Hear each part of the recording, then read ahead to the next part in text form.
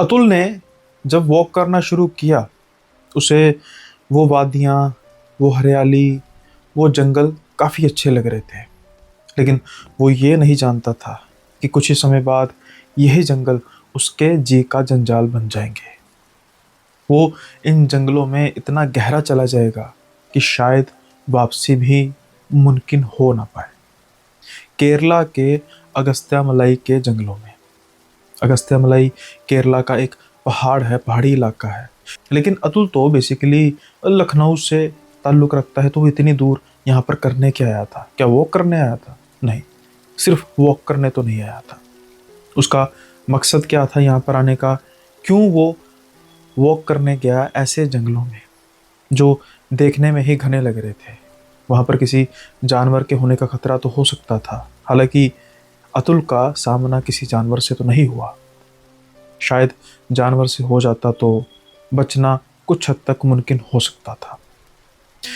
लेकिन फिर वही बात कि क्यों वो इतनी दूर आया। जानते हैं इस किस्से में, लेकिन उससे पहले आपसे गुजारिश है कि लाइक शेयर सब्सक्राइब करना मत भूलिएगा। हाइप कर दीजिएगा वीडियो को। जब भी होगा ये किस्सा ख़त्म तो कमेंट बॉक्स में ज़रूर बताइएगा कि कैसा लगा आपको किस्सा। अब हम बढ़ते हैं किस्से की ओर। जैसा मैंने कहा कि अतुल बिलोंग करता है लखनऊ यानी नॉर्दर्न इंडिया से। ऐसा कुछ नहीं है कि कोई कहीं पर ऐसे जा नहीं सकता, भाई मर्जी है, घूमने के लिए भी लोग जाते हैं। लेकिन अतुल खास तौर पर आया था केरला के अगस्त्य के जंगलों में। इसका कारण था कि अतुल का एक दोस्त था केरला से। वो और अतुल, इन दोनों ने 3-4 साल एक ही कंपनी में काम किया। अब इनकी दोस्ती काफ़ी गहरी थी। उसी दोस्त यानी विनय की शादी थी। अब ये शादी केरला के एक रिजॉर्ट में थी, और ये जो रिजॉर्ट था ये अगस्त्या के जंगलों और पहाड़ों के आसपास कहीं था। अब नेचुरली बात है, काफ़ी अच्छा दोस्त था, इनविटेशन जाना था, मना तो किया नहीं जा सकता था। और अतुल भी कुछ ब्रेक चाहता था। वो अपने इस जॉब से छुट्टी लेना चाहता था, और उसकी जो फ्रेंड की शादी आ गई और उसको एक बहाना भी मिल गया। और जब रिजॉर्ट के उसने सारी पिक्चर्स देखी, उसका मन खुश हो गया कि भाई ये तो शादी अटेंड करने से ज़्यादा छुट्टी वाला सीन है, वेकेशन वाला सीन है। अब वो सारा एक्सप्लोर करना शुरू कर देता है कि भाई इस पे शादी की में तो नेचुरली बात है होटल बुक करेंगे, और वहाँ पर तो जो शादी है एक आधे दिन का ही ज़्यादातर समारोह होगा। लेकिन उसके आसपास जो घूमने फिरने की जगह हैं उसको किस तरीके से एक्सप्लोर किया जाए, वो सारा एक्सप्लोर करके एक प्लान बना के चल पड़ता है। शादी अटेंड करता है, और उसके बाद इसने तकरीबन 3 से 4 दिन का एक्स्ट्रा बुकिंग की हुई थी होटल भी, और इसने होटल भी अपने फ्रेंड को चलने दी। खुद से वहाँ पर बुक कराया जहाँ से कुछ ग्रीनरी और कुछ जो जंगल वगैरह कुछ पास में थे। ये चाहता था कि ये थोड़ा सा एक्सप्लोर करे, ट्रैकिंग करे। अब शादी ख़त्म हो जाती है, ये सारा प्लान बनाकर बैठे हुए थे। अतुल अब अगले दिन उठते हैं और प्लानिंग करनी शुरू कर देते हैं। अब उस दिन शायद इनकी किस्मत थोड़ी सी ख़राब हो गई, क्योंकि अचानक से मौसम ख़राब हो जाता है, बारिश शुरू होने लग पड़ती है, और इस इतनी बारिश में जंगल की तरफ जाना कुछ ठीक नहीं था। शाम तक इंतज़ार करते हैं लेकिन बारिश थमती नहीं। निराश होकर होटल रूम में वापस चले जाते हैं, अपना जो भी फंक्शन करते हैं, मूवी वगैरह देखते हैं, खाते पीते हैं। और रात को मूवी वगैरह देखते देखते इनको काफ़ी समय हो चुका था, और तकरीबन ये 2 बजे के आसपास सो जाते हैं। अब इनका सुबह का प्रोग्राम था कि ये सुबह कुछ 6 साढ़े 6 बजे के आसपास उठेंगे और वॉक के लिए जाएंगे, ट्रैकिंग करेंगे, जंगल में कुछ घंटे बिताएंगे, और उसके बाद फिर ये वापस आ जाएंगे। अब जंगल में जाने का ऐसा नहीं था कि ये कुछ ज़्यादा ही वो कर रहे थे, थ्रिल कर रहे थे। जो ये जंगल का वो इलाका था जहाँ पर आम तौर पर लोग घूम सकते थे। वहाँ पर कोई ऐसे जानवर थे नहीं जो नुकसान पहुँचा सकते हैं, इसलिए कोई इनको इस तरीके का खासा डर नहीं था। अब ये सुबह का जैसे मैंने कहा कि इंतज़ार करते हैं और सो जाते हैं। लेकिन जब इनकी जाग खुलती है तो तकरीबन 2 बज चुके थे दोपहर के। ये टाइम देखते हैं, इनको पता ही नहीं लगा कि भाई मैं इतनी देर से सो रहा हूँ। और ये अपने आप पर थोड़ा सा गुस्सा भी होते हैं कि मैंने तो भाई आज जाना था, कल बारिश ने रास्ता रोक लिया, आज मेरी नींद ने। लेकिन ये डिसाइड करते हैं कि भाई मौसम जो है, बादल छाए हुए हैं, हालांकि बारिश तो नहीं हो रही, लेकिन क्यों ना मौसम का फ़ायदा उठाया जाए। और ठीक है, कुछ जो दिन था वो भी बादलों की वजह से थोड़ा सा कम ही था, मतलब रोशनी कम थी। और चलते हैं, तो ये तैयार होते हैं और तैयार होने के बाद चल पड़ते हैं वॉक के लिए। कुछ देर तक ये उस इलाके से गुजर रहे थे कि जहाँ से ये आमतौर पर जो लोग हैं इनको नॉर्मली दिखाई दे रहे थे, और कोई इतना नहीं था, सुनसान नहीं था। और जैसा मैंने कहा कि बारिश होकर हटी थी, हरियाली और भी ज़्यादा चमक रही थी, और साथ के साथ ही अभी जो मिट्टी थी वो कुछ गीली थी, उसकी महक भी इनका मन मोह रही थी। अब क्या होता है कि ये थोड़ी देर तक एक्सप्लोर करते हैं उस एरिया को, जो कॉमन एरिया था, पब्लिक एरिया था। इनको अच्छा तो लग रहा था, लेकिन भीड़ भड़ाका और उसकी वजह से इनको थोड़ी सी हो रही थी कि भाई इन चीज़ों को छोड़कर ही तो मैं आया हूँ, और ये फिर वही चीज़ें मिल रही हैं। तो फिर ये एक रास्ते की ओर देखते हैं। वो जो रास्ता था वो जाता तो जंगल की ओर था, कच्चा रास्ता था। अब ना जाने इनके मन में क्या आया, ये उस रास्ते की ओर चल देते हैं, जो इनको बिल्कुल नहीं करना चाहिए था। धीरे धीरे ये उस रास्ते के अंदर, यानी कि उस रास्ते की तरफ बढ़ते जा रहे थे, और जो पेड़ थे, झाड़ियाँ थीं, वो घनी होती जा रही थी। अब सबसे बड़ी बेवकूफ़ी, जंगल में बिना किसी गाइड के जाना। जंगल के रास्ते कच्चे होते हैं, जंगल के रास्ते फिक्स नहीं होते। आप अगर जा रहे हैं तो इतना ध्यान तो देना चाहिए कि किस रास्ते से गुजर रहे हैं, क्योंकि वापसी भी तो उसी रास्ते से आना है। शायद हरियाली को देखते हुए, चिड़ियों की चहचहाहट को सुनते सुनते वो इतना मंत्रमुग्ध हो चुके थे कि वो इस बात का ध्यान नहीं रखते। तकरीबन 1 डेढ़ घंटा ये उस जंगल के अंदर जाते जाते हैं, उसको एक्सप्लोर करते जाते जाते हैं। लेकिन अब जब वो पीछे मुड़ के देखते हैं तो पीछे कोई भी रास्ता नहीं था। दूसरे शब्दों में कहें कि ये रास्ते से भटक चुके थे। शाम का 6 बजे का टाइम हो चुका था, और अब बादलों की वजह से पहले ही रोशनी कम थी, और तकरीबन तकरीबन अब अंधेरा होने को था, जो इन्हें काफ़ी ज़्यादा डरा रहा था। ये अपने आसपास देखते हैं कुछ मदद, लेकिन ये जंगल के इतने भीतर आ चुके थे कि अब इनको कोई मदद मिलने नहीं वाली थी। कुछ देर तक ये रास्ता ढूंढने की कोशिश करते हैं, लेकिन फिर इनका पैनिक मोड ऑन हो जाता है। यानी कि अब ये घबरा रहे थे, डर रहे थे, क्योंकि अंधेरा होने को था, और कहने को सिर्फ इनके पास एक टॉर्च थी और एक मोबाइल था। मोबाइल देखते हैं, मोबाइल का नेटवर्क कहाँ होता जंगल के इतने घने इलाके में। अब ये पछता रहे थे कि इन्होंने इस बात का ध्यान क्यों नहीं किया कि रास्ता जंगल का कभी भी परमानेंट नहीं होता। अब ये कभी इधर जा रहे थे, कभी उधर जा रहे थे, लेकिन सभी तरफ से जंगल एक जैसा लग रहा था, और ऊपर से अंधकार छाने की वजह से अब जानवरों की आवाज़ें आनी शुरू हो चुकी थी। इन्हें ऐसा लग रहा था कि वो सभी जो जानवर हैं वो इनकी तरफ ही बढ़ रहे हैं, कुछ ही देर में इनका शिकार होगा। लेकिन ऐसे ही अतुल को जंगल में भटकते भटकते एक आकृति दिखाई देती है, जो कि किसी इंसान की लग रही थी। पहले तो वो डर जाता है, लेकिन जब ध्यान से देखता है तो वो थोड़ा सा जज कर सकता है कि कोई बुजुर्ग इंसान है जो धीरे धीरे जंगल के आगे की तरफ बढ़ रहा है। इसकी जान में जान आती है, और ये जल्दी से भागकर वहाँ पहुँचते हैं और पीछे से आवाज़ लगाते हैं, बाबा। सबसे पहले डर इनको इस बात का था कि भाई मुझे मलयालम शायद होती है, जो केरल की भाषा है, वो तो आती नहीं बिल्कुल भी, और अगर भाषा का कुछ ऐसा हुआ तो दिक्कत हो जाएगी। जैसे ही ये बाबा बोलते हैं तो वो बुजुर्ग आदमी इनकी तरफ पीछे मुड़ के देखता है। ये हाथ जोड़ के कहते हैं, मैं बाबा रास्ता भूल गया, मुझे थोड़ा सा बता देंगे। अब जैसे ही उसके मुंह से हिंदी सुनते हैं तो ये बड़े हैरान होते हैं। बाबा कहते हैं, कब से भटक रहे हो? और ये कहते हैं कि मैं तकरीबन 2-3 घंटे से तो भटक रहा हूँ। बाबा ऊपर आसपास देखते हैं, इतने अंधेरे में तुम्हें नहीं पता जंगल कितना खतरनाक हो सकता है। अब ये कहते हैं कि माफ़ कर दीजिए, मैं बस ऐसे ही जंगल को एक्सप्लोर करता आ रहा था और रास्ता भटक गया। अब बाबा कहते हैं, जैसा कहूँगा वैसा करना है, मेरे पीछे पीछे चलते जाओ। अब ये और डर चुके थे कि भाई अगर मैं इनकी बात नहीं मानता तो फिर जंगल में ऐसे भटकता रहूँगा और निश्चित तौर पर किसी जानवर का शिकार हो जाऊँगा। अगर मैं इनकी बात मान लेता हूँ तो ये जहाँ पर मुझे लेकर जा रहे हैं वहाँ पर कुछ और नया बवाल ना हो जाए। लेकिन अभी इनको दूसरा ऑप्शन ठीक लगता है कि चलो कम से कम पता तो लगेगा। अब खैर ये आगे बढ़ते जा रहे थे। कुछ देर बाद इनको एक झोंपड़ी दिखाई देती है, जो देखने में कच्ची लग रही थी लेकिन एक आसरा तो था। कुछ समय बाद ये दोनों झोपड़ी के अंदर होते हैं। वो बाबा एक लालटेन जलाते हैं और कच्चा सा एक बिस्तर, कच्चा मतलब कि जैसे घास वगैरह का एक बिस्तर बना हुआ था, और ये इशारा करते हैं कि बैठ जाओ।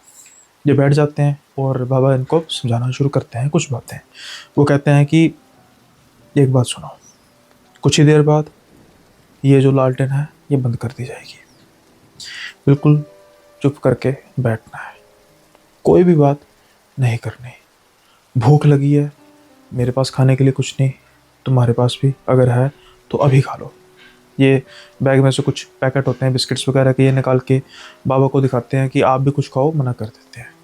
खाना है अभी खा लो, क्योंकि कुछ समय बाद जैसे ही ये लालटेन बंद होगी तो अंधकार छा जाएगा। सुबह तक कोई भी आवाज़ नहीं आनी चाहिए, आराम से लेटे रहना है, और अगर कुछ शौच वगैरह जाना है अभी हो आओ, क्योंकि लाइट बंद होते ही, लालटेन बंद होते ही दरवाज़ा भी बंद रहेगा। दरवाज़ा किसी भी हालत में खुलना नहीं चाहिए। अब इनको लगता है कि मैं किसी जेल में आ गया हूँ, लेकिन अभी इनके पास दूसरा चारा कोई था नहीं। ये सवाल तो काफ़ी करना चाहते थे, लेकिन ये सोच रहे थे कि शायद जानवर का कुछ हो, जानवर रोशनी देखकर यहाँ पर आए। अभी तक ये सिर्फ इतना ही सोच रहे थे। अब क्या होता है कि उसके पास एक छोटा सा जग टाइप होता है और छोटे छोटे गिलास होते हैं। ये उनको कुछ पीने के लिए बाबा देते हैं, और पानी जैसा ही लग रहा था, कुछ एक्स्ट्रा नहीं लग रहा था। ये पीते हैं, जो बिस्किट वगैरह इन्होंने खाए होते हैं। कुछ समय बाद इनको बहुत नींद आनी शुरू हो जाती है, और ये यूजुअल थी कुछ पीने के बाद नहीं, क्योंकि काफ़ी देर से चल रहे थे और ऊपर से परेशान हो चुके थे, शरीर थक चुका था, उसकी वजह से ये फिर अब लेट जाते हैं।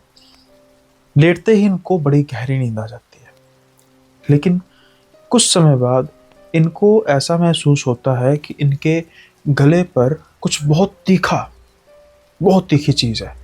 जैसे ही इनकी जाग खुलती है तो ये देखते हैं कि अचानक से एक साए जैसा है, उसकी शक्ल नज़र नहीं आ रही, सारा कपड़े से कवर है, और इनके गले पर ऐसे दातर टाइप कुछ चीज़ रखी हुई है, जैसे मानो सिर्फ एक झटके में ही काट देगा।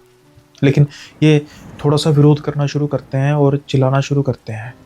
जैसे ही चिल्लाना शुरू करते हैं, इनके हाथ पर किसी और के पकड़ने का महसूस होता है और इनकी आँख खुल जाती है। ये देखते हैं कि बाबा इनकी तरफ देख रहे थे और कह रहे थे कि क्या हुआ, और ये कहते हैं कि ये मुझे सपना है शायद।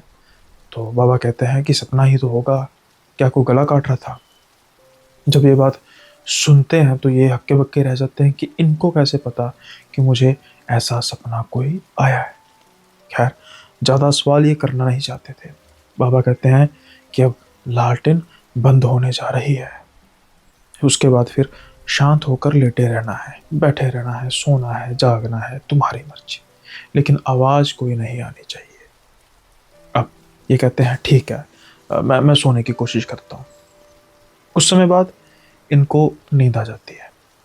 अब तकरीबन कुछ 1-1.5 घंटे के बाद फिर से जब इनकी जाग खुलती है तो कुछ आवाज़ें इनको आ रही थी, जिसकी वजह से इनकी आँख खुल गई। ये आवाज़ें बड़े पास से आ रही थी, जैसे कोई काफ़िला गुजर रहा हो ढोल ढमाकों के साथ। कुछ और आवाज़ें, कुछ वाद्य और कुछ और यंत्रों की आवाज़ें इनको आ रही थी, जिसके कारण इनकी नींद टूट चुकी थी। लेकिन जैसे ही ये देखते हैं दूसरी तरफ, अंधेरा तो बहुत था लेकिन बिल्कुल हल्का हल्का विज़न इनको आ रहा था, और उसमें ये देखते हैं कि वो बुज़ुर्ग इंसान आराम से सो रहे हैं। अब ये उनकी इच्छा के विपरीत अपने मोबाइल की टॉर्च जगाते हैं ऊपर हाथ रख के, ताकि बिल्कुल हल्की सी रोशनी में कुछ तो नज़र आए। जब ये देखते हैं कि उस बुजुर्ग के बिल्कुल पास एक दातरी पड़ी हुई थी, ये हूबहू वही दातरी थी जो इन्होंने अपने सपने में देखी थी, और उस बुजुर्ग आदमी ने इनको साफ तौर पर कहा था कि कोई गला काटने की कोशिश कर रहा है, यानी कि कुछ ना कुछ तो है, कुछ ना कुछ तो दिक्कत है, कहीं ये मेरा सोते हुए शिकार तो नहीं करेगा। लेकिन अगर होता तो ऐसा उसने कर दिया होता, शायद कोई समय होगा, कोई इनका रिचुअल होगा। नहीं नहीं नहीं, मुझे यहाँ से निकलना होगा, लेकिन मैं कहाँ निकलूँ? ये तो कह रहे हैं कि दरवाज़ा खुलना नहीं चाहिए। हाँ सच्ची आवाज़।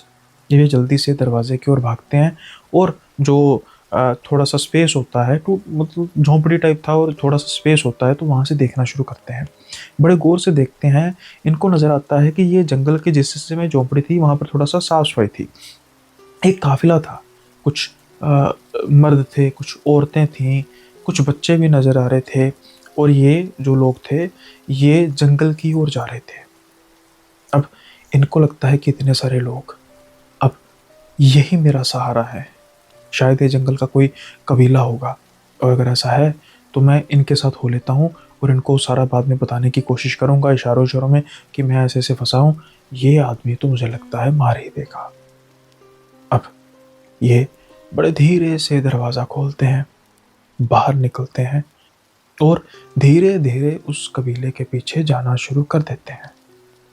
जैसे-जैसे ये उस कबीले के पीछे जाते जा रहे थे, इनको ये महसूस होता जा रहा था कि ये काफ़ी घने जंगल में जा रहे हैं। क्या ये कबीला कुछ रस्म करने जा रहा है? इनको फ़िलहाल तो इस बात से कोई मतलब नहीं था। इनको सिर्फ़ मतलब था कि मैं इस जी के जंजाल से अपना पीछा छुड़ाऊँ और कबीले में इतने लोग होंगे, ठीक ही तो होंगे। ये इनकी सोच थी। अब एक जगह पे आके ये देखते हैं कि वो कबीले के लोग छँटना शुरू हो जाते हैं। पहले वो लाइन में जा रहे थे, अब वो छँटना शुरू हो जाते हैं और निश्चित तौर पर एक बहुत बड़ी गोलाकार जगह थी, जो जंगल के बीचों-बीच में थी और ये खाली जगह थी। वहाँ पर जाकर ये देखते हैं कि उन्होंने मसाले जो जलाई हुई थी, हाथ में पकड़ी हुई थी, वहाँ पर ये मसालों को रखना शुरू कर देते हैं और अब काफ़ी अच्छी रोशनी हो चुकी थी। काफ़ी कुछ नज़र आ रहा था, जो नहीं भी आना चाहिए था। क्योंकि कबीले के लोग तो इनको नज़र आ रहे थे, लेकिन अब जो ये पेड़ों की तरफ देखते हैं, तो ये सन के सन रह जाते हैं, क्योंकि पेड़ों पर इनको कंकाल लटके हुए नज़र आ रहे थे, इंसानी कंकाल। आस-पास इनको नर मूढ़ नज़र आ रहे थे। यकीनी तौर पर ऐसा प्रतीत हो रहा था कि ये कबीला इंसानों की बलि देता होगा। ये देखते हैं कि एक पत्थर है बीच में बहुत बड़ा, तो वहाँ पर कुछ भीड़ है और एक आदमी है उस कबीले का, वो किसी तेज़ धार हथियार से एक वार करता है और एक इंसान की शायद आवाज़ आती है और साथ के साथ ही हमेशा के लिए खामोश हो जाती है। एक सर नीचे गिरता है। जब ये देखते हैं तो इनकी आँखें फटी की फटी रह जाती हैं 2 चीज़ों से। पहली, जो वो सर था उसके सर पर एक टोपी थी और वो टोपी ऐसा महसूस हो रहा था कि आज के ज़माने की नहीं है। वो इंसान भी कुछ इंडियन नहीं नज़र आ रहा था, ऐसा महसूस हो रहा था कि शायद कोई फ़ॉरेन कंट्री का है, यानी कि किसी टूरिस्ट को इन्होंने पकड़ा है। और दूसरी बात तो सबसे बड़ी थी कि एक इंसान को मारा जा चुका है। अगर मैं इस कबीले के हत्थे चढ़ा, तो मेरा भी यही हश्र होगा। ये डर के मारे काँप रहे थे। अब इनको ये बात समझ में आ रही थी कि क्यों वो बाबा कह रहे थे कि बिल्कुल भी आवाज़ नहीं आनी चाहिए। क्योंकि अगर गलती से भी इन्होंने देख लिया, इनको पता लग गया कि उस झोंपड़ी में कोई है, तो ये हमारा भी शिकार करेंगे। मतलब कि बाबा ठीक थे, मैं गलत था। लेकिन अभी भी कुछ बिगड़ा तो नहीं है। अभी भी इन्होंने कौन-सा मुझे देखा है, ये सोच के ये बड़े धीरे-धीरे, धीरे-धीरे मुड़ते हैं ताकि बिल्कुल भी आवाज़ सुनाई ना दे और जैसे ही मुड़ते हैं, मानो उनके प्राण शरीर से निकल ही जाते हैं। इनके सामने एक कबीले की औरत खड़ी हुई थी और उसकी शक्ल ना ही देखते तो अच्छी थी। इतनी बिगड़ी हुई शक्ल, जैसे ना जाने कितनी देर से मांस गला हुआ है। उसके मुँह से, उसकी आँखों से कीड़े निकल रहे थे। वो एक तेज़ हुंकार भरती है। जैसे ही वो हुंकार भरती है, वो कबीले वालों की आवाज़ें आने शुरू हो जाती हैं। ये इनको इनके बालों से पकड़कर घसीट के अंदर ले जाना शुरू करती है और अब ये चीख रहे थे, चिल्ला रहे थे, बचाओ, मुझे छोड़ दो, मैंने कुछ नहीं बिगाड़ा तुम्हारा, मैंने कुछ नहीं किया। लेकिन कोई इनकी बात सुनने वाला था? नहीं, कोई भी इनकी बात नहीं सुनने वाला था। अब बस सिर्फ एक चीज़ होने वाली थी और वो थी बलि, इनकी मौत। अब कुछ समय पहले जो सर इन्होंने गिरता हुआ देखा था, अब शायद इनका भी वही हाल होने वाला था। इनको उसी बड़े से पत्थर पर लिटाया जाता है। आस-पास के कबीले के लोग पागल हो रहे थे, लेकिन वो इंसान बिल्कुल नहीं नज़र आ रहे थे। सबके चेहरे बिगड़े हुए थे, किसी के चेहरे से कीड़े बाहर निकल रहे थे, किसी का चेहरा पिघला हुआ था, बहुत बुरे हालत में। यानी कि अब ये इंसानों के नहीं, प्रेतों के वश में थे, और वो प्रेत इनकी बलि चढ़ाने वाले थे। अब ये रस्म अपने बिल्कुल अंत की ओर जाने वाली थी। कुछ देर तक ये चीखते चलाते रहे और वो कबीले वाले कुछ गुनगुनाते रहे, कुछ चैंटिंग करते रहे, और फिर वही आदमी इनको नजर आता है जिसने कुछ समय पहले एक सर को धड़ से अलग किया था। लेकिन शायद अभी कुछ था बचा हुआ। जैसे ही वो आदमी इनके करीब आता है, अचानक से एक पीछे से आवाज आनी शुरू होती है। कोई बहुत ऊंची ऊंची मंत्र बड़बड़ा रहा था, बहुत ऊंची ऊंची, और उसके हाथ में कुछ थैली थी, कुछ पाउडर नुमा था। जैसे जैसे वो पाउडर ऐसे फेंकता जा रहा था, और वो सारे लोग पीछे होते जा रहे थे, माफ कीजिएगा, सारे प्रेत पीछे होते जा रहे थे। और वो बुजुर्ग आदमी वही था। बड़े गुस्से से इनकी तरफ देख के कहता है, मूर्ख, कहा था ना, अब भाग, जितनी तेज भाग सकता है, रुकना नहीं है, भागते रहना, भागते रहना, रुकना नहीं है, मैंने पहले ही कहा। जैसे ही ये बात सुनते हैं, ये तो बस भागते हैं और भागते जाते हैं, रुकते नहीं है, थकते हैं, चलना शुरू कर देते हैं, थोड़ी सी जान आती है, फिर भागना शुरू कर देते हैं। और धीरे धीरे वो कबीले की आवाज़ें कम होती जा रही थी, कम होती जा रही थी, उसके बाद फिर वो खत्म हो गई। लेकिन ये भागना नहीं रुकते, क्योंकि साफ तौर पर कहा गया था। और चलते चलते, भागते भागते, जब थक जाते फिर चलते। अब कुछ समय बाद जब इनको ऐसा नजर आता है कि भोर होने वाली है, तो ये तब हिम्मत हार जाते हैं और गिर जाते हैं, बेहोश हो जाते हैं। कुछ समय बाद इनको ऐसा महसूस होता है कि इनका शरीर जल रहा है, बहुत जैसे आग लगी हुई है इनके शरीर को। जैसे अभी इनकी आंखें खुल नहीं रही थी, लेकिन इनको ये महसूस हो रहा था कि शायद ये फिर से पकड़ में आ चुके हैं, और वो जो भी कबीले वाले लोग हैं इनको जला रहे हैं। लेकिन जैसे इनकी आंखें खुलती हैं, तो इनको थोड़ी सी तसल्ली होती है, क्योंकि वो तपिश आग की नहीं, सूरज की तेज धूप की तपिश थी।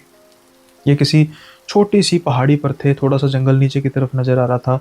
शायद चलते चलते, आगे बढ़ते बढ़ते, डर के मारे इनको पता ही नहीं लगा था। छोटी सी पहाड़ी, बहुत बड़ी नहीं, कुछ होगी 20-25-30 फुट ऊपर, और जो आसपास के पेड़ थे कुछ नीचे नजर आ रहे थे। उसकी वजह से सूर्य की धूप इन पर बिल्कुल तेज सीधी पड़ रही थी। अब जैसे ही ये देखते हैं, इनके पाँव सूज चुके थे, टांगे सूज चुकी थी, भाग भाग कर बिल्कुल स्वेलिंग हुई हुई थी, और आसपास देखते हैं तो थोड़ा सा इनको आराम मिलता है कि जान बच गई। अब फिर ये चलना शुरू करते हैं। एक बड़ी अजीब बात देखी इन्होंने।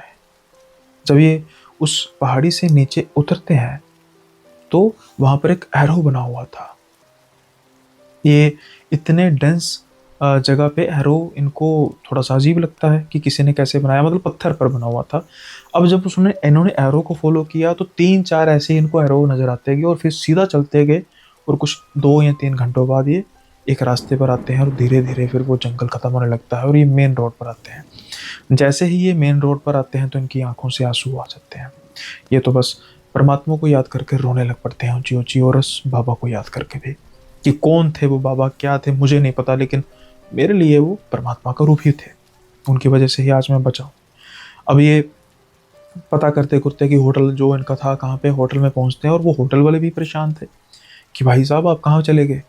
अब ये कहते कुछ नहीं, मैं रास्ता भटक गया था और उस जंगल में चला गया था। जब ये जंगल का नाम सुनते हैं, तो कहते हैं भाई वहाँ पर तो आप पागल हो, आप इस जंगल में, इतने घने जंगल में चले गए, वहाँ पर तो एक प्रॉपर बोर्ड तक लगा हुआ है कि इससे आगे नहीं जाना।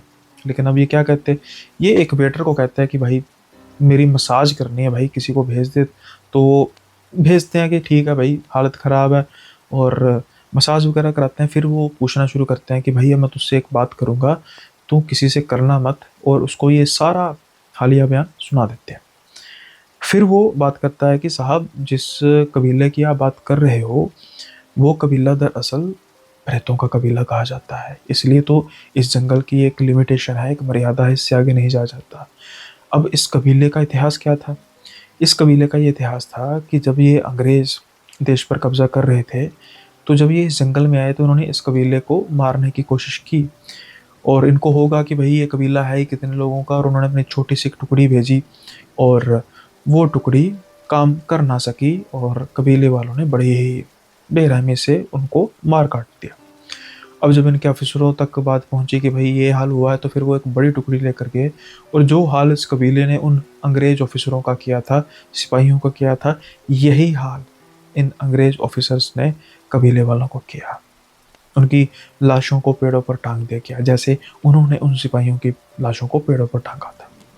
कहा जाता है कि बरसों तक वो लाशें ऐसे टंगी रही, उनके हड्डियों से मांस निकल गया और कंकाल के रूप में वो टंगे रहे। और ये भी कहा जाता है कि इन घने जंगलों में आज भी वो कबीले यानी कि प्रेतों का कबीला घूमता फिरता रहता है, और अगर कोई भी इंसान उनको नज़र आ जाए तो बलि दी जाती है, वैसे ही जैसे इन्होंने अंग्रेज सिपाहियों की थी। अब ये समझ पा रहे थे कि जो वो हैट थी वो किसी अंग्रेज सिपाही जैसी हैट लग रही थी, और ये कहीं ना कहीं एक मेमोरी थी, एक याद थी, जो एक तरह से लूप था जो हर बार होता था। वो किसी की बलि देते थे, और अगर इस बलि के दौरान अगर कोई इंसान आ जाए तो उसका हाल भी वही होता था जो उन अंग्रेज सिपाहियों का हुआ, और जो उन अंग्रेज सिपाहियों ने बाद में इनका किया।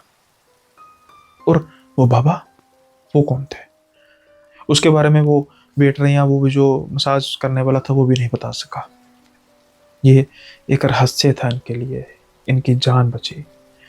जानना चाहते थे कि वो कौन है, लेकिन इसके बाद कभी इनकी हिम्मत नहीं हुई कि ये उस जंगल के में दोबारा जा सके। और जाते भी कहाँ पे, इनको तो वो रास्ता पता ही नहीं था जहाँ पर इनकी झोंपड़ी थी, जहाँ पर ये रुके थे।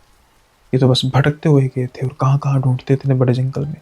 और अगर किसी अथॉरिटी को बताते तो सबसे पहले तो इनको पकड़ती अथॉरिटी कि भाई तू क्या करने गया था वहाँ।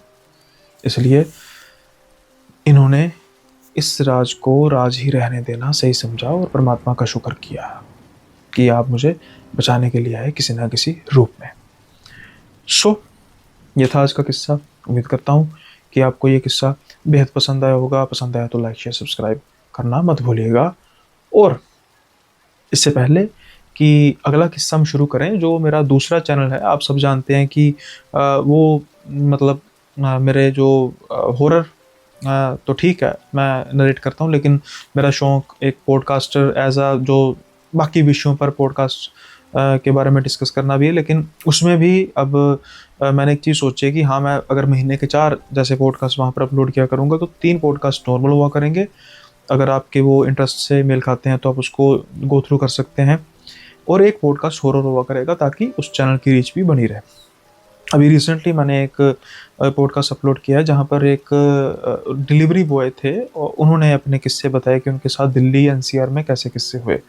तो बेहद सुनने से ताल्लुक़ रखते हैं और जेन्युइनिटी अगर कही जा सके तो मेरे हिसाब से भाई अगर इंसान खुद अपनी बातें बता रहा है तो क्या क्या जा सकता है। तो वो अच्छा पॉडकास्ट है काफ़ी। ये थंबनेल आपको जो नज़र आ रहा है इसी पॉडकास्ट का थंबनेल है, और इसका जो लिंक है आपको डिस्क्रिप्शन में मिल जाएगा।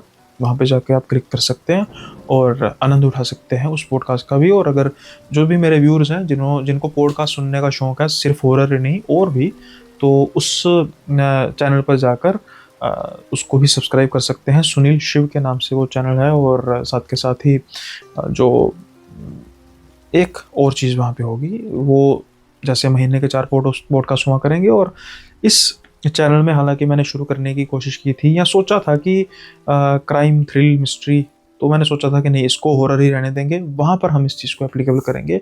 महीने का हफ्ते का एक एपिसोड कोई थ्रिलर मिस्ट्री क्राइम ऐसा भी अपलोड किया जाएगा मेरी नरेशन में। तो देखते हैं क्या रिस्पॉन्स आएगा। तो आप उस चैनल को भी जाके सब्सक्राइब करना मत भूलिएगा। जैसे मैंने कहा, वीडियो का लिंक आपको डिस्क्रिप्शन में मिल जाएगा, चैनल का लिंक डिस्क्रिप्शन में मिल जाएगा, वहाँ पर आपको वीडियो मिल जाएगी। अब हम बढ़ते हैं अगले किस्से की ओर। आमतौर पे हमें अपने बड़ों की बातें कई बार लॉजिकल नहीं लगती, लेकिन कहते हैं ना कि कई बार मन रखने के लिए भी बात को मान लेना चाहिए। लेकिन अर्नब ने ऐसा नहीं किया। बंगाल के एक सुदूर गांव में रहने वाला अर्नब, उसके दादाजी अभी भी वहीं पर रहते थे। अर्नब के माता पिता जब अर्नब छोटे थे उनकी मृत्यु हो गई। जब अर्नब की उम्र कुछ 16 वर्ष के आसपास थी उनकी दादी भी चल बसी। कुल मिलाकर कहें कि अर्नब के जो दुनिया थी, उनका संसार उनके दादाजी थे।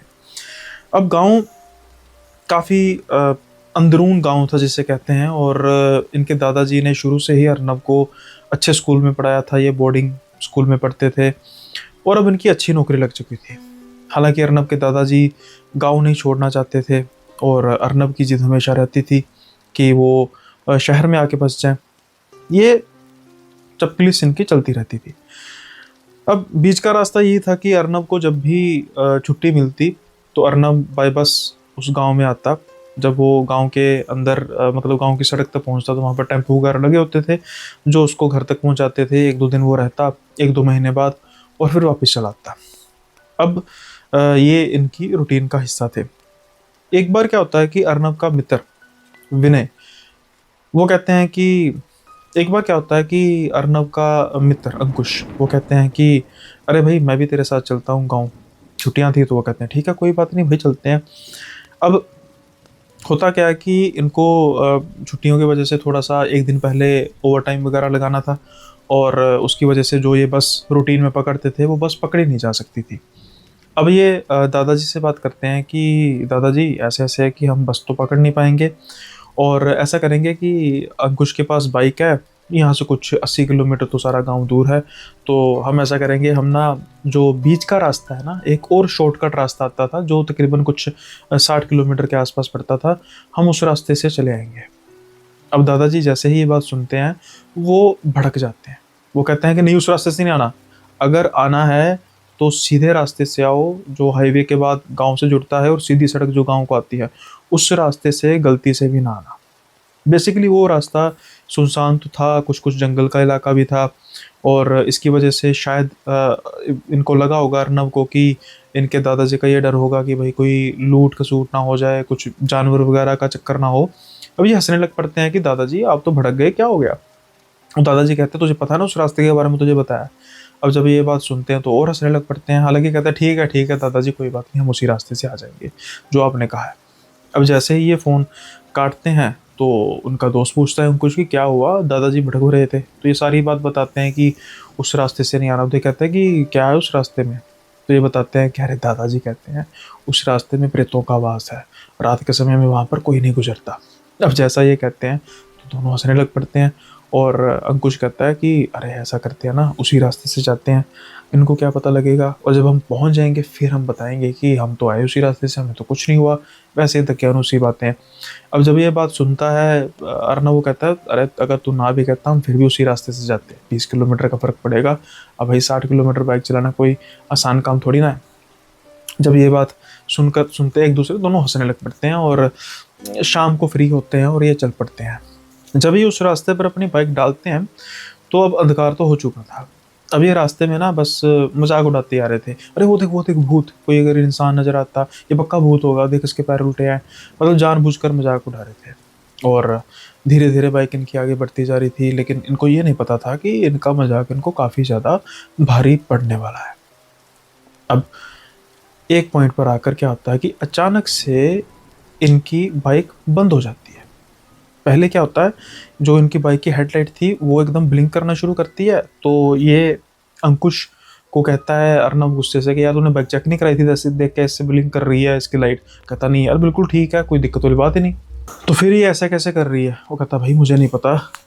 चलो कुछ देर बाद ये जो ब्लिंक होनी ठीक हो जाती है, अचानक से बाइक एक जगह जाके बिल्कुल रुक जाती है, जैसे सीज हो जाती है ना, धुआं निकलने लग पड़ता है।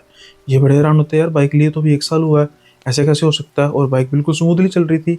यहाँ तो ना महसूस हो रहा हो कि कुछ प्रॉब्लम आ रही है, तो फिर समझ में भी आता है कोई चीज़ खराब हो रही होगी, हमने ध्यान नहीं दिया, बिल्कुल स्मूथली चल रही थी बाइक, ये कैसे हो सकता है। अब ना ये उस वीरान रास्ते पर दोनों अकेले थे। जब ये बात होती है तो ये थोड़ा सा परेशान हो जाते हैं। अब दादाजी का इनको फ़ोन आ जाता है कि कहाँ तक। तो ये कहता है कि हाँ बस हम भाई रूटीन में जाते थे, तो ये किसी जगह का नाम ले लेते हैं, हम उस जगह से हैं, वहाँ पर पहुँच चुके हैं और थोड़ी देर में पहुँच जाएंगे। ठीक है। इसके दादाजी कहते हैं कि बस उसी रास्ते से शुक्र है नहीं गए, तो उसके बाद फ़ोन काट देते हैं।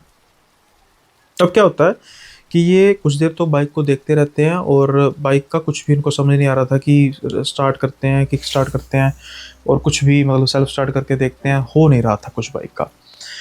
कुछ देर बाद क्या होता है कि जो अर्नब था उसको ऐसा महसूस होता है कि उसका जो मतलब बाइक थोड़ी सी इन्होंने साइड पर कर दी थी सड़क के, कि इन केस को गाड़ी गुजरेगी तो आराम से गुजरे। हालांकि तब तक कोई गाड़ी कोई नहीं गुजरी थी। तो ये एक बड़े साइड पर जा चुके थे और इसको ना ऐसा लगता है कि इसका पैर जो है वो ज़मीन में धँस रहा है। और ये हैरान हो जाता है कि ये देखता है कि मिट्टी तो मुझे देखने में सख्त लग रही है, ये नीचे कैसे जाती जा रही है। तो ये जब कहता है उसको, अंकुश को, अरे ये देख यार मेरा पैर धस रहा है, तो अंकुश हंसने लग पड़ता है, अरे आगे भूत, आगे भूत है, भूत नीचे से खींच रहा है। अब अंकुश को अर्नब कहता है, अरे सच कह रहा हूँ यार, पैर नीचे मेरा धसी जा रहा है। इससे पहले कि अच्छे तरीके से अंकुश देख पाता, दूसरा पैर भी अर्नब का एकदम से धसने लग पड़ता है और देखते देखते यहाँ तक, यानी घुटनों तक उसके वो मतलब वो धस जाता है। जैसे ही ये देखता है कि तो वो छूट जाता है कि भाई ये क्या चीज़ है, इतनी पक्की मिट्टी में ऐसा कैसे हो सकता है। और सीधे तौर पर कहता है अर्नब कि भाई ऐसा लगा मेरे किसी ने पैर पकड़े हुए हैं, भाई पैर किसी ने पकड़े हैं, मुझे बचा, यहाँ पर सच में कुछ है।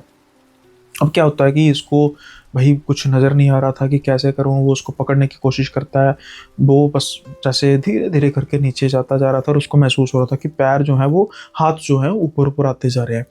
अब इनका दिमाग काम करता है, जल्दी से अपनी शर्ट उतारता है, उसकी भी शर्ट उतारता है, छोटी सी रस्सी बनाता है, उसको बांधता है और जब छोटी पड़ जाती है तो अपनी पैंट भी उतार देता है अंकुश और अच्छे से बाइक से बांधता है। अब सेल्फ मारता है तो गनीमत थी, बाइक चल पड़ी, एकदम झटका देता है और धीरे धीरे धीरे धीरे करके वो बाहर आना शुरू हो जाता है। एक बार बीच में वो बंधन टूट भी जाता है, मैं उसको ज़्यादा डिस्क्राइब क्या करूँ, तो मतलब कोशिशों से थोड़ा सा बाहर आता है। जैसे ही बाहर आता है तो भाई ये जल्दी से बैठते हैं और कहते हैं निकलो भाई जल्दी से।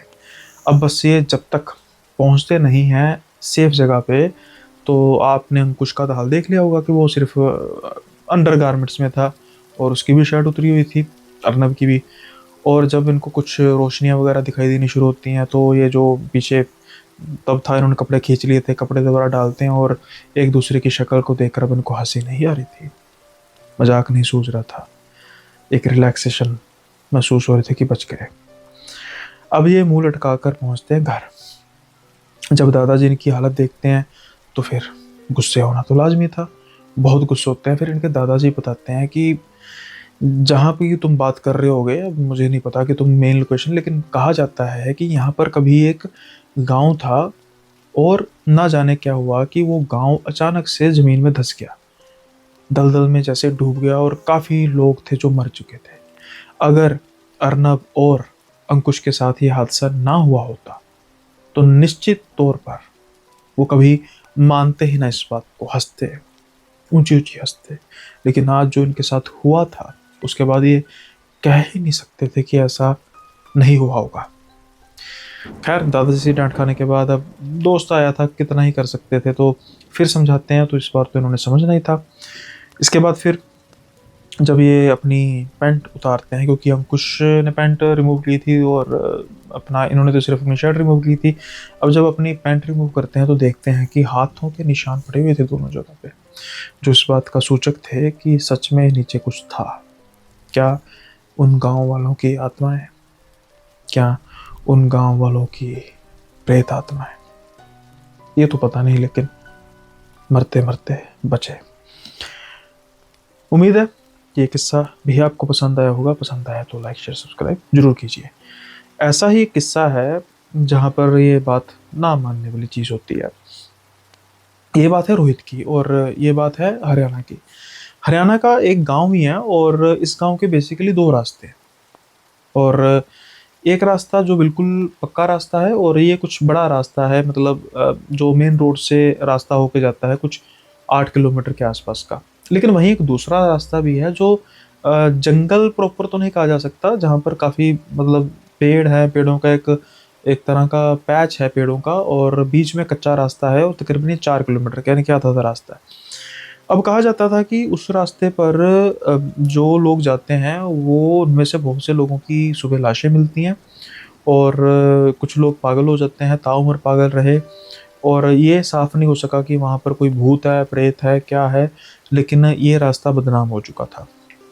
अब ये रास्ता काफ़ी समय से बदनाम था और धीरे धीरे धीरे धीरे इस रास्ते पर लोगों ने बिल्कुल रात के समय में खास तौर पर आना जाना छोड़ दिया था। दिन के समय में भी आते जाते थे, तो ये दिन के समय में एक कोई आदमी नहीं आता था, 5-7 लोग, यानी ग्रुप में लोग तो जा सकते थे, लेकिन दिन के समय में ग्रुप में के अलावा कोई नहीं जाता था और रात के समय में ग्रुप बनाकर भी कोई नहीं जाता था।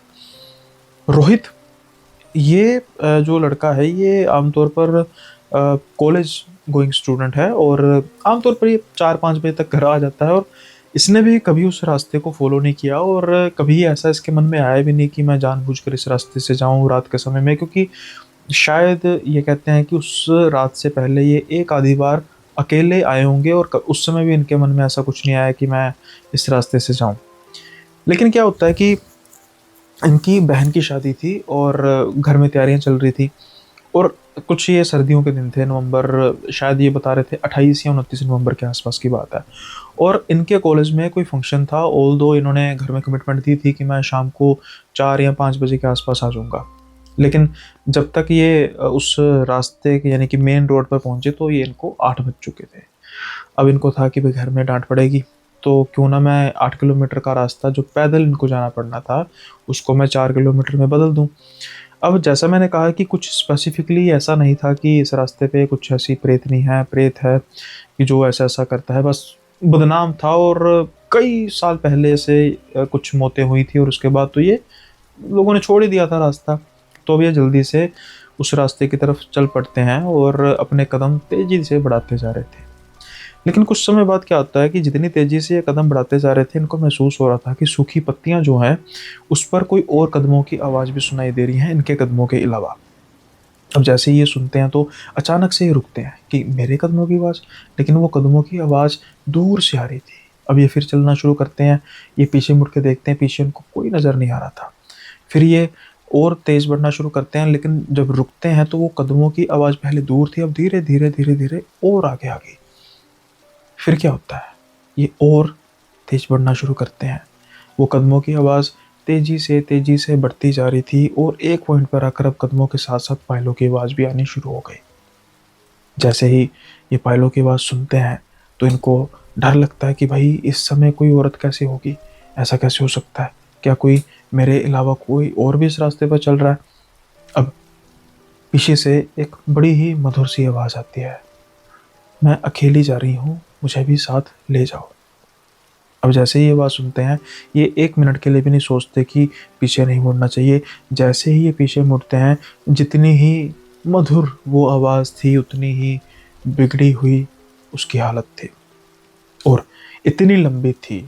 इनके अनुसार 7 फुट की एक औरत थी काले कपड़ों में और इनकी तरफ देख के हंस रही थी और कह रही थी मुझे भी अपने साथ ले चलो, अकेली हूँ यहाँ। लेकिन इस बार जो उन्होंने बोला वो बड़ी भारी आवाज में बोला। जैसे ही ये देखते हैं इनकी सिट्टी पिट्टी गुल हो जाते हैं और ये चीखें मारते हुए भागते जाते हैं। जितनी तेज इनसे हो रहा था ये भागते जाते हैं और उनको वैसे ही कदमों की आवाज़ सुनाई दे रही थी। भागते भागते गनीमत थी कि ये गांव पहुंच जाते हैं। कुछ लोग वहां पर आग जलाकर बैठे हुए थे और ये बिल्कुल उनके पास आकर गिर जाते हैं। गांव के लोग थे, पहचान जाते हैं, अरे रोहित क्या हुआ तुझे। तो रोहित फिर सारा किस्सा बताते हैं कि भाई उस रास्ते से गलती से आ गया। अब ताऊ लोग थे, अपनी हाई लेवल की गालियां निकालते हैं इनको और फिर इनको पकड़कर घर लेके जाते हैं। बाकी बची हुई कसर जो थी वो घर वाली पूरी कर देते हैं। हालांकि जो इनकी हालत कुछ ज़्यादा ख़राब हो चुकी थी तो थोड़ा सा लिहाज लिया जाता है, लेकिन अब ये रास्ता फिर से सुर्खियों में था। बदनाम हो चुके थे ये रास्ते के प्रेत जो पहले कभी थे। कौन थी वो औरत, इतनी लंबी औरत हो तो नहीं सकती, प्रेत नहीं होगी। आज तक रोहित इस बात का पता नहीं लगा सके क्योंकि उसके बाद इन्होंने उस रास्ते पर कभी जाने की हिम्मत नहीं की और शायद आज भी वो रास्ता वैसे का वैसे ही वीरान पड़ा है। क्या थी, कौन थी, किसी को शायद पता नहीं लगेगा। तो उम्मीद करता हूँ कि आज का एपिसोड भी आपको पसंद आया होगा। पसंद आया है तो लाइक शेयर सब्सक्राइब जरूर कर दीजिएगा और साथ के साथ ही कमेंट बॉक्स में ज़रूर लिखिएगा कि कैसा लगा आपको आज का किस्सा। साथ के साथ 1-2 शाउट आउट्स हैं, उनको भी हम जाते जाते बात कर लेते हैं ताकि हमारे व्यूअर्स नाराज ना हो। Let's see. आज का जैसे सूरज सिंह जी हैं, इनका शाउट आउट है और ये कह रहे हैं कि राम राम भाई, आपकी वीडियो बहुत अच्छी है। मैंने आपकी सब वीडियोस देख लिया है और मुझे आपकी वीडियो सुनकर बहुत अच्छी नींद आती है, यही मेरे पर्पस है। आपकी वीडियो का बहुत इंतज़ार रहता है। भगवान आपके चैनल को बहुत आगे प्रोग्रेस करे, मेरा नाम भी ले लियो भाई, राधे राधे। तो भाई सूरज सिंह जी, आपका नाम भी ले लिया, और मुझे खुशी है कि आप अच्छी नींद लेते हैं मेरी कहानियों को सुन के। So nice of you. और इसके अलावा आज का एक ही रखते हैं। साथ के साथ ही जाने से पहले, जैसा मैंने कहा है कि आप जो मेंबरशिप ओनली है, कल शायद एक नई वीडियो अपलोड हो जाएगी, और बड़ी अजीब सी वीडियो है, मतलब बड़ा अजीब किस्सा है। क्या किस्सा है वो तो आपको पता लगेगा उस मेंबरशिप ओनली में। थोड़ा सा हिंट दे देता हूँ कि इस बार वैद साहब फंस गए। तो क्या होगा ये तो कल ही रिवील होगा, मैं कल के वीडियो के थंबनेल में आपको उसके बारे में बता दूंगा। तो इसके साथ तब तक जो पुराने एपिसोड्स हैं, 10 एपिसोड्स अपलोड हो चुके हैं, उसको भी आप गो थ्रू कर सकते हैं। और जैसे मैं कहता हूँ कि भाई क्या क्या है वो, लाल साड़ी बड़ी चुड़ैल, या फिर मुर्दों की ट्रेन, या फिर ऐसा जंगल जहाँ पर निकलती है भूतों की बारात, या अभी लेटेस्ट जो लुधियाना की चुड़ैल थी, लुधियाना के एक नाला है वहाँ पर वो बैठी हुई मिलती थी, दर्शन सिंह जी को मिली थी। पता नहीं अब होती भी है कि नहीं होती। आज शायद दर्शन सिंह जिंदा नहीं है, लेकिन उनका वाक्य बहुत खतरनाक था। ऐसे ही कई किस्से हैं जो आपको सुनने को मिलेंगे मेंबरशिप ओनली में, और सिर्फ 29 रुपये पर मंथ, यानी कि 1 रुपये से भी कम पर डे में आपको सुनने को मिलेंगे। तो उम्मीद है कि आज का आपको किस्सा बेहद पसंद आया होगा। पसंद आया है तो लाइक शेयर सब्सक्राइब जरूर कीजिएगा।